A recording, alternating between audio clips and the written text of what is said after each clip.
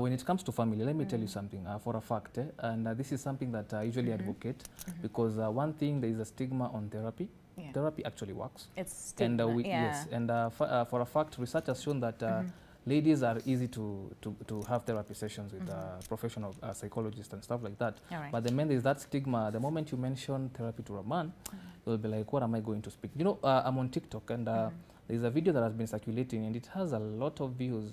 And there's this man, and this man I think is around 40 to 50 years. All right. And the man was, you speaking in Swahili, na alikuwa anasema, we kama mwanaume tunaambiwa tukiwa na shida muende mseek help.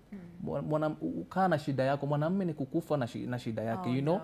Yeah. Now these are social media spaces and they are portraying such messages. Then how then is a man supposed to see the importance of seeking help the moment probably it becomes too difficult in relationships, in family? And also one thing for a fact, Winnie, yeah, as a partner, as a wife, as a girlfriend, you need to understand your husband, you need to understand your man well. You need to know probably kuna mahali nafika anaweza kuwa simba, anaweza waka. You know, you need to understand them. Yeah. You know, you need to know that probably mwanamume ajakuja home akiwa venye amekuwa jovial. You know, there is that norm the moment you're in marriage, and you know marriage sitaenda huko. Unajua mwanamume amekuja na psyche ya conjugal rights. Lakini amekuja wakati home kidogo. It is not. Yeah. So you need to notice as a woman, as a lady, you need to know that you need to understand your man well. You need to know, and you need to.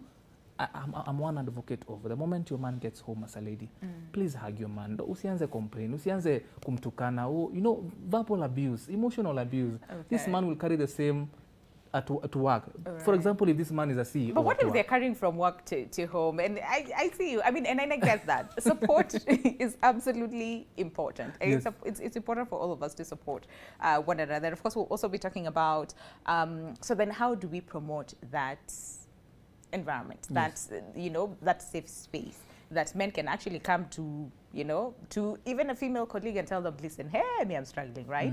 Or if there's a case of harassment, you're able to voice it out. If it's, you know, how do we promote that as a society? Because I think it's one way we have one pushed. of the best ways of managing and wellness, so to speak, it is active listening. In fact, the pillar, the central pillar of counseling and wellness is active. Even in professional life, we are encouraged to be active listeners. All right. Communication is all about active listening. listening. From active listening, you are able to listen. Once you listen, you're able to draw certain conclusions. Is this person having a problem? Right.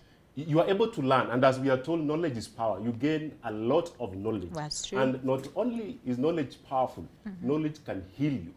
Knowledge can promote a very positive environment. And one of the social media contributors say that they like being in an environment whereby they avoid negativism.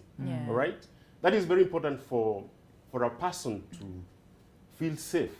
Is it supportive? Is it a skeptical environment? Is it a cynical environment? Is it where, I'm not very good in Kiswahili, watu wanakujeli? No. You say you're not good and you speak good Swahili. Okay, sawa. So the environment has to be very supportive. There should be communication, but communication is first and foremost not talking. Yes. But it is active listening, such that you can be able to draw certain conclusions. So our partners, our workmates should be able to listen so that they can provide a solution. All right. And we are trained to be critical thinkers, to be solution providers. So if you are not listening, it means you're not going to get the correct solution to the problems that I'm facing. Remember, for me, this problem is real. Okay, yes.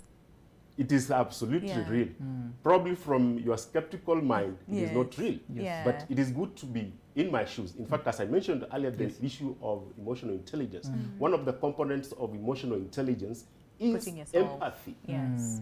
You get into the shoes of the person who is affected. Yeah. In fact, sometimes they do not want you to give them money. They want you to listen. I mean, true. Because most of the time they say the solution lies within you. Sometimes you just want to voice it out. You listen, we have the solution, but I just want you to hear, to listen to what I have to say.